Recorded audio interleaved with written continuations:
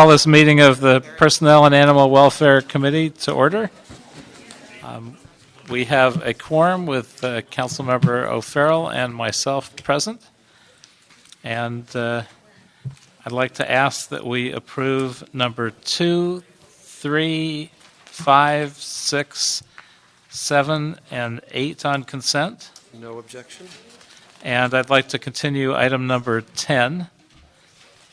And so with all those consent items are passed without objection. No objection. Councilman, not to interrupt, but I believe on item 8, no, stand corrected, wrong item. Okay, so we'll begin with item number 1. Item number 1, communication from the Mayor and City Ethics Commission report relative to the reappointment of Ms. Jeanne Fugate to the Board of Civil Service Commissioners for the term ending June 30th, 2020. Good afternoon. Good afternoon. Anything you'd like to say to us first? Well, I was here about 10 months ago, and I appreciate having had the opportunity to serve on the Civil Service Commission for the past 10 months. I've learned a great deal, and I thank Ms. Macy and Mr. Whidden, who've done an excellent job of bringing the new commissioners on board. I would hope to serve for another term, and I'm happy to answer any questions you have. Anything you've learned in your first term that would stand you well in your second? I think there's interesting policy issues that we as a commission can help with in terms of when we have issues come before us. The decisions that we make are ones that can help the future policy of the department, and that's something that as a commission we've been trying to do as these issues come up. But the most important thing is obviously spending the time to review the papers, to give a fair hearing to the folks who come before us, and to make a fair ruling. Mr. O'Farrell, anything? I'll just give you a big thank you for serving as a commissioner. It really helps, and we depend on that, so thanks for your service. Happy to do so. We appreciate it. We know this commission is a lot of work, so thank you for all your past efforts, and appreciate your willingness to continue. Thank you very much. So I will move that we pass this reappointment without objection. No objection. Thank you very much. You're recommended. Item number 4. Item number 4, CAO report and City Attorney report and ordinance relative to the establishment of salaries for the new class of controller aide. And is there anyone here to speak to this item? I will introduce the item. Before you is an ordinance establishing the salary for the newly created civil service classification of controller aide. The position has been approved by the Civil Service Commission and the recommended salary approved by the EERC. The position will be used to carry out a wide range of administrative and analytical duties in the Office of the Controller. Currently, these duties are being handled by several different classifications, and it is anticipated that the creation of this class will allow the Controller to hire into one exclusive exempt class that will allow the flexibility to assign incumbents into the appropriate pay grades consistent with their duties.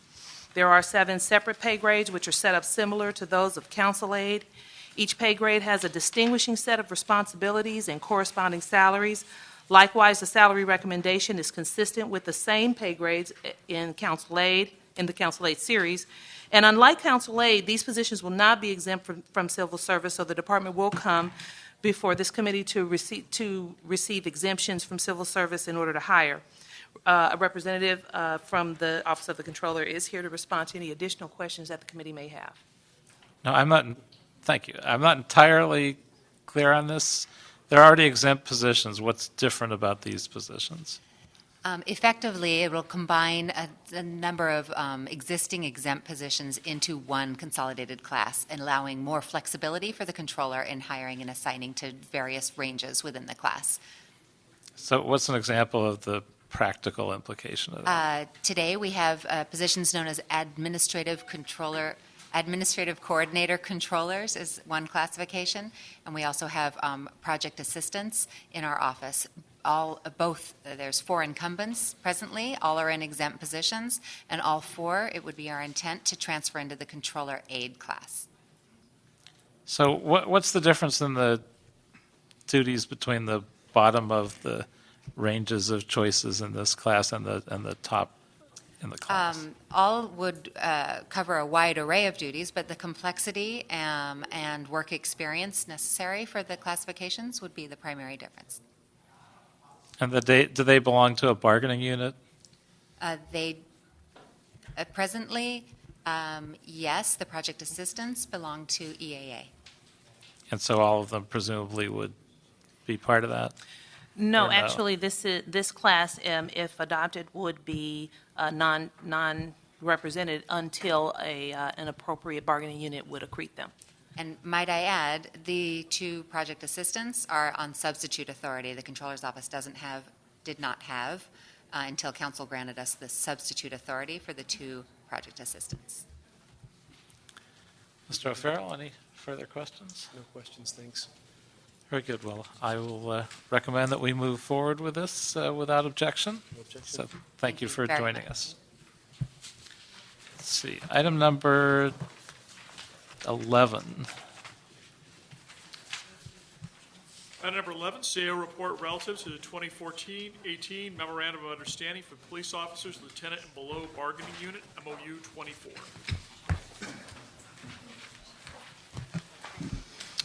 Good afternoon, Maureen Aspen from the CAO's office, and I've asked Karina Lee from the Los Angeles Police Protective League to join me at the table today.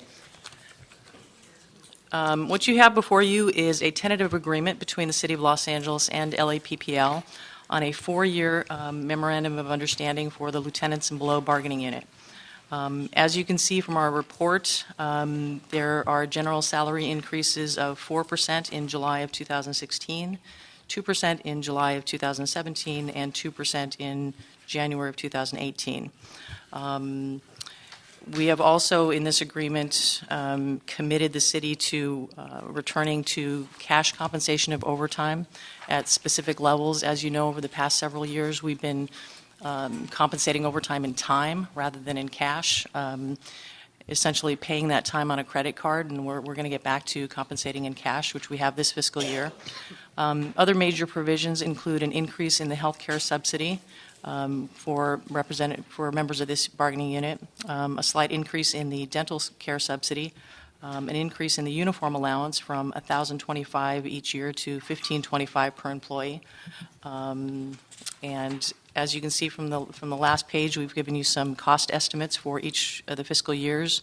The total annual ongoing cost is approximately $121 million, and we're happy to answer any questions.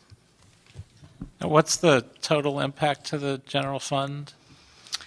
Well, as you can see from our report, the incremental increases for this fiscal year, it's nominal. It's only $320,000 for fiscal year 14-15.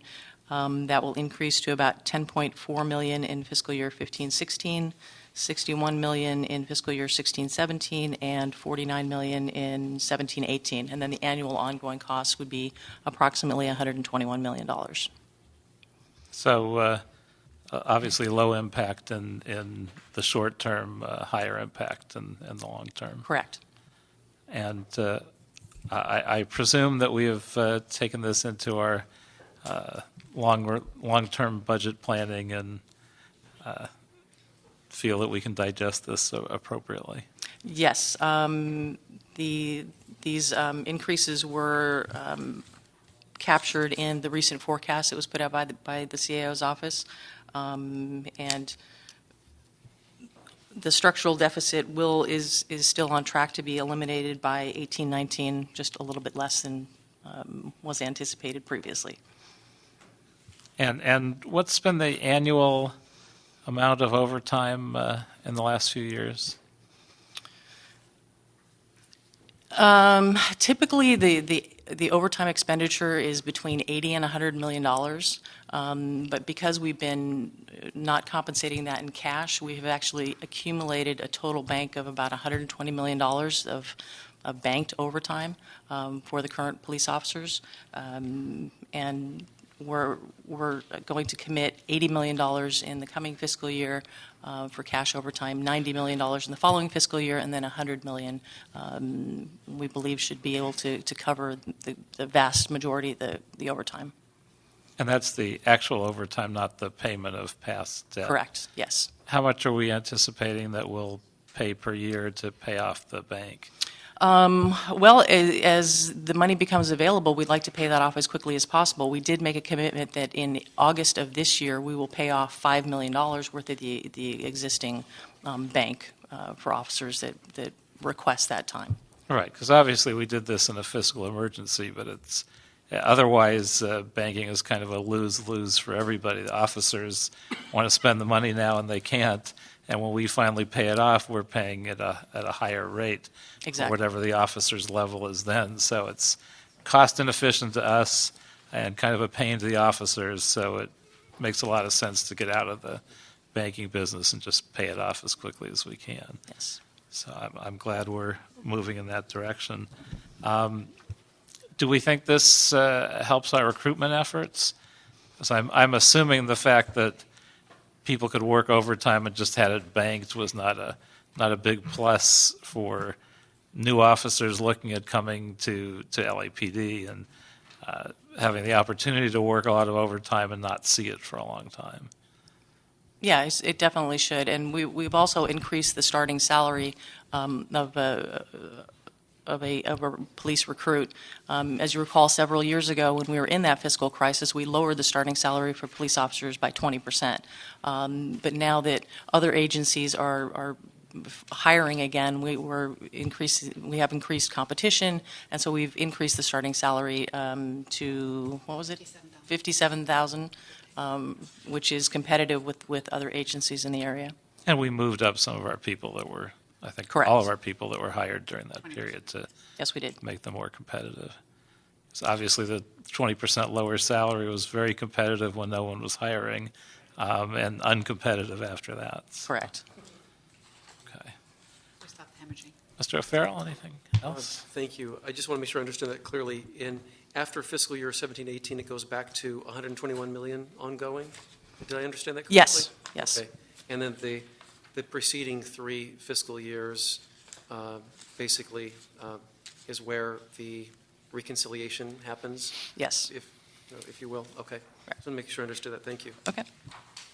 Thank you very much, and we will approve the MOU. And also, item number 12. Thank you. Thank you. Thank you. Item 12, CAO report relative to successor memorandum of understanding for the Municipal Police Officers Representation Unit, MOU 28.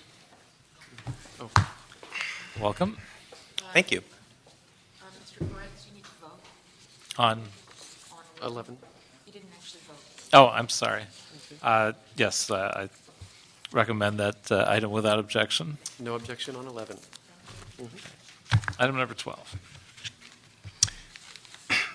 Paul Gerard from the CAO's Office, Employee Relations Division. Before you is a tentative memorandum of understanding with the Municipal Police Officers Association, represented by the Engineers and Architects Association. The deal is 3 years, ends June 2017. Consistent with other EAA MOUs, we're moving these officers to the 15-step plan. We've implemented a 10% healthcare contribution in January of 16. We made other adjustments to bring them more in line with the way that MOU 24 officers are treated. In particular, administration of vacation schedules and drug testing. In total, we estimate this MOU will probably have about a $6,000 increase to general fund costs next year and about a $22,000 savings to the general fund in years thereafter. And that was achieved through the reformation of the way that we're treating overtime in the MOU. Very good. And that was exactly what I was going to ask you, so I have nothing further to ask. No, that's Before you vote, I have 2 minor technical corrections, if you will. On the cover page, we inserted the wrong month. And then we have an additional word on page 42 of the MOU under the healthcare section, section 1, health plans. Instead of reading Kaiser Permanente plus family rate, it should just read Kaiser Permanente family rate, And so I'd like consent to make those 2 minor corrections and submit to the city clerk. Okay, so we will move those items forward without objection. Okay. So moved. Thank you. Thank you. And I missed one other item on consent. Wanted to make item number 9 a consent item as well, without objection. And item 13. Did you say item number 8? Item 9 is consent, and then item 13. 13. Item number 13. Item number 13, continue for November 19, 2013, January 20th, 2015, and February 17th, 2015. Department of Animal Services reports in response to motion, Corretz O'Farrell, relative to implementing changes in the Los Angeles Municipal Code to increase the number of cats that a city resident may own.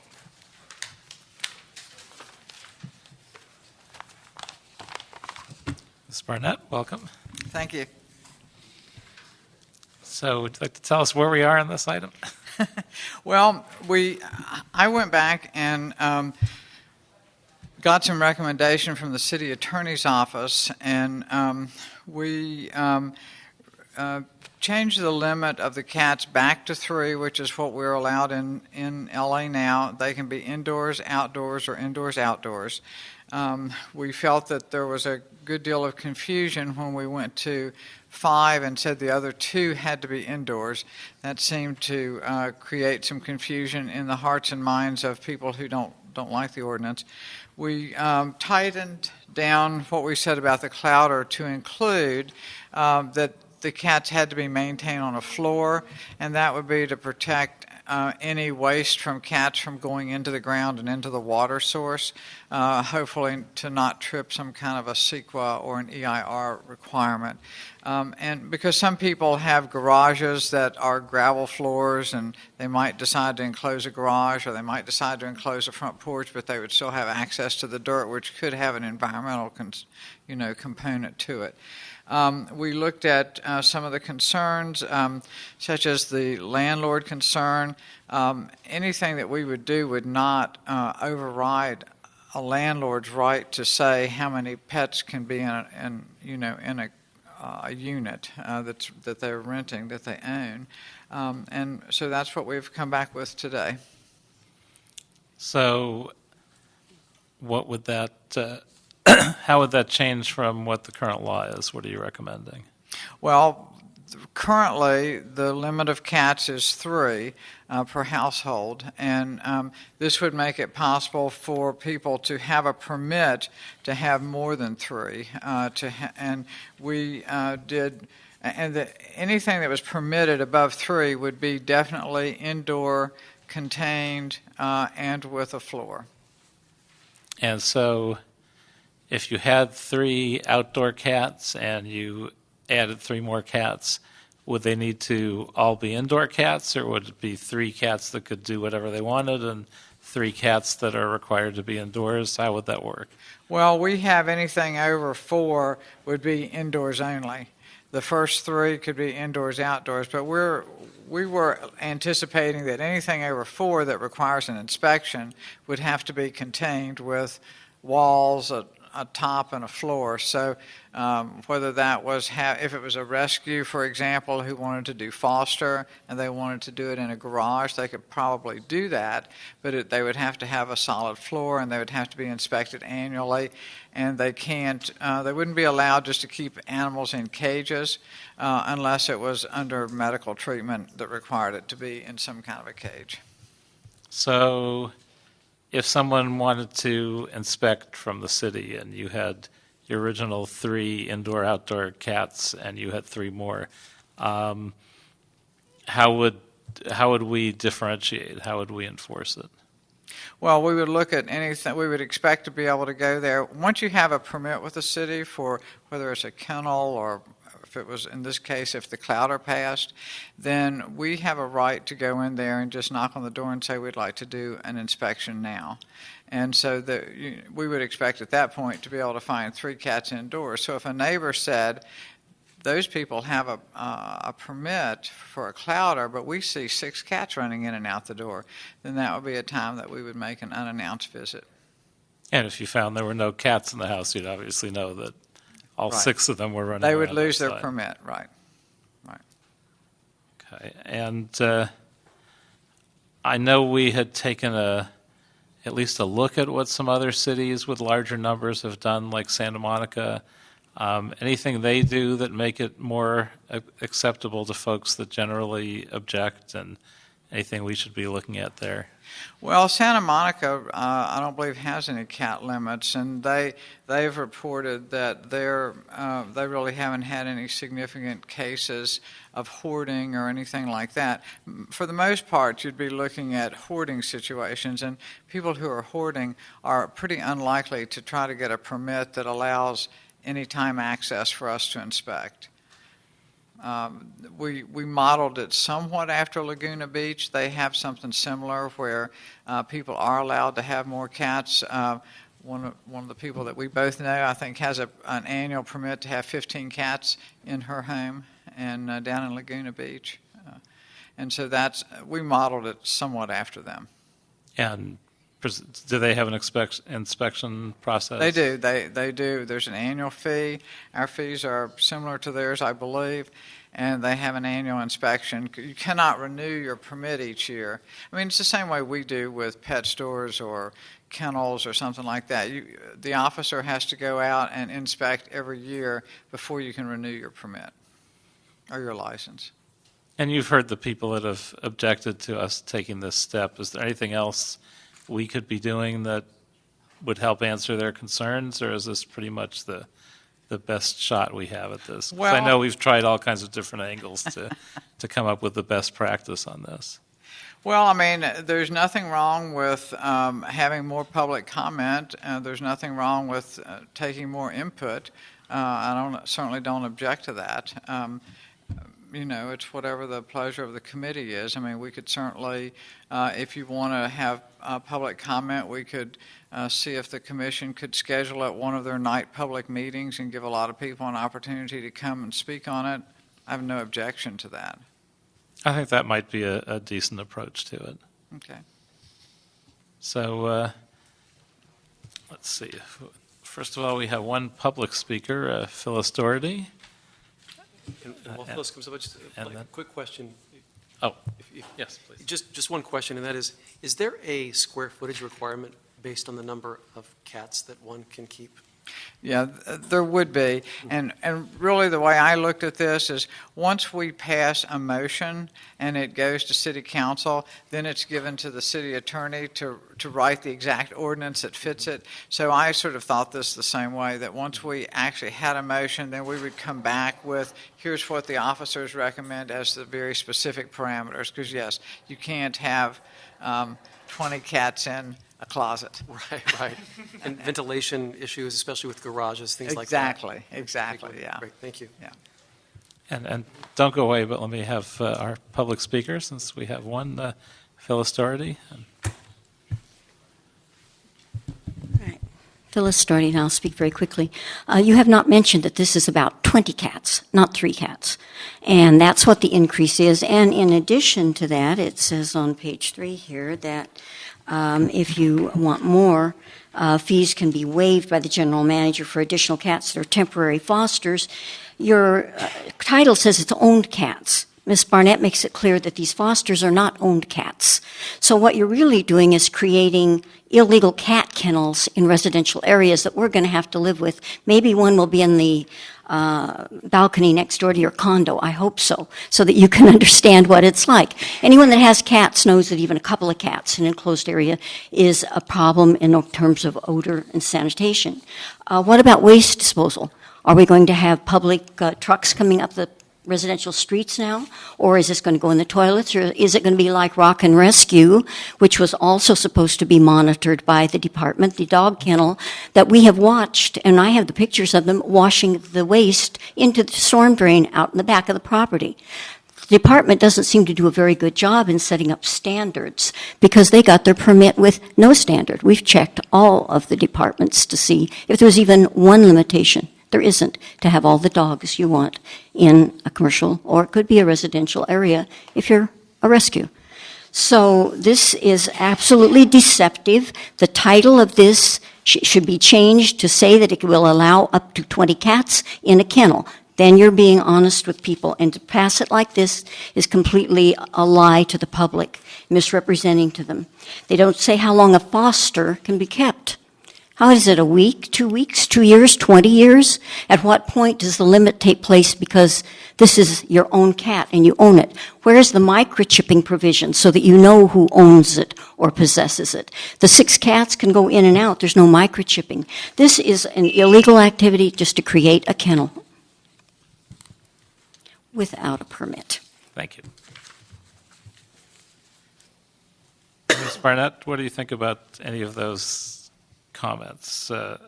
Fosters, any reason for us to put a time limit on fosters that are in these situations? Well, I think the only time limit really on a foster is for kittens, because once they're up over 4 months old, then they start falling into requiring spay, neuter, and that sort of thing. So up to 4 months old, they really don't count as individuals. They count as a litter. That's a very interesting. I thought Phyllis had a really good point about saying something about the microchipping and about clearing up the title that it's not all just owned cats. But I really think that if we look at our own city system, if you go into any one of our shelters now, you will think we have 80 or 90% pit bulls. But the truth of the matter is, if you look at the statistics over the last 3 years, less than 20% of the dogs coming into the shelters are pit bulls. But the reason we have so many is because we're giving them as long as we possibly can to save their lives. So I would not be in favor of saying you can foster for 3 months or 4 months and then you have to get rid of that cat one way or the other. What about the microchipping? I think Phyllis made a good point. I think we could put certainly a microchip provision for anything 4 months or older. I think that's a good idea. And what do you think of the titling? We can definitely work on the title. Well, I think if there's